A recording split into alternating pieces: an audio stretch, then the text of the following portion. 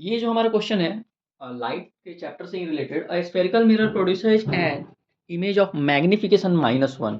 आप ध्यान से देखो कि मैग्निफिकेशन यहाँ पर -1 गिवन है on A screen placed at a distance of 40 centimetre from the mirror. It means object का डिस्टेंस है -40 सेंटीमीटर। बट हमें सबसे पहले तो ये पता करना है कि right the type of mirror. हमें ये नहीं पता है कि हमारा मिरर कौन सा है, कॉनकेव है, कॉन्वेक्स है। उसका नेचर ऑफ द इमेज पता करना है, nature of the image, types of the mirror, nature of the image, how far the object from the mirror, and sir last में हमें इसका डायग्राम बनाना है।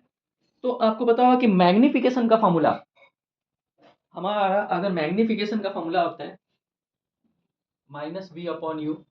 अगर मैग्निफिकेशन माइनस में दिया हुआ है, इट मीन्स हमें ये तो पता चल गया कि जो हमारा मिरर है वो कॉनकेव है।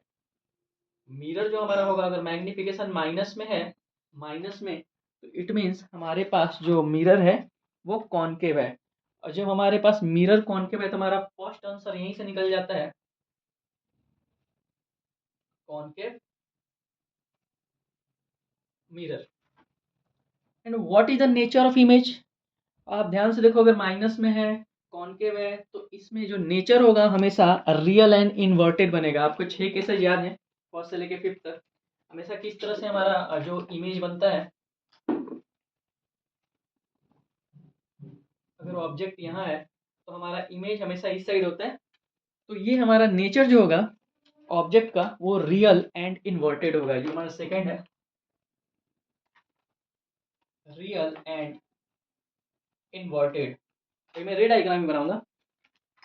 अब बोल रहा है कि how far is the object located from the mirror. आप ध्यान से देखो, हमारा जो फॉर्मूला होता है मैग्निफिकेशन का है -v/u। अब मैग्निफिकेशन की जो वैल्यू है वो -1 है। इट मीन्स आप यहाँ से कंपेयर करो, v हमें निकालना है और u की वैल्यू कितनी है, 40 है। यानी हमारे पास क्या है, माइनस से माइनस कैंसिल होता है और इसकी वैल्यू हम माइनस रखेंगे नीचे क्योंकि ये माइनस में वैल्यू है। यानी v की वैल्यू भी -40 सेंटीमीटर। मैग्निफिकेशन 1 इसी केस में आता है। आप अगर रे डायग्राम बनाओगे, रे डायग्राम से थोड़ा मैं समझा दे रहा हूं। जब ऑब्जेक्ट सेंटर ऑफ कर्वेचर पर होता है सी, यानी ऑब्जेक्ट का जो डिस्टेंस है वो इमेज डिस्टेंस के बराबर होता है। तो हम लोग इसका कैसे रे डायग्राम बनाते हैं?